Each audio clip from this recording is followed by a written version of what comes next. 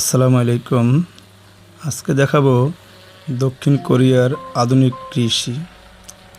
দক্ষিণ কোরিয়াতে যে ওদের সর্ষে ক্ষেতগুলো আছে, সেটা হোক ধানের ক্ষেত বা আদার্স অন্য অন্য কোনো সবজি বা ফসল, ওরা কতটা আধুনিক দেখেন।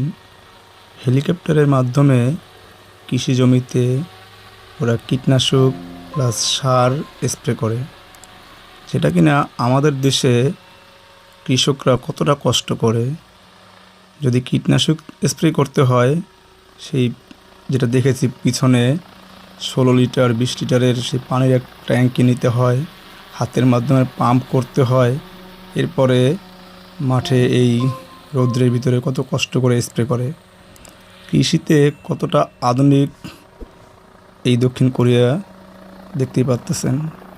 হেলিকপ্টারের মাধ্যমে পুরো জমিতে স্প্রে করতেছে। কতটা সহজ এদের দেশের কৃষিকাজগুলো। সবচেয়ে মজার বিষয় হলো, এখানে যত ধানের জমি আছে এলাকা ভিত্তিক, এই জমিগুলো সরকারিভাবেই এই গাড়িগুলো এসে সবার জমিতে কীটনাশক সার স্প্রে করে দেয়। এই জন্য কী বলে এটা, যে এক একজনের এক এক জমিতে এক একজন এক এক সময় স্প্রে করবে বা কীটনাশক সার দিবে, এরকম না বিষয়টা, পুরোটাই আলাদা। এবং এই নিয়ে কৃষকদের কোনো টেনশন করতে হয় না। এরা কতটা আধুনিক, তাই না?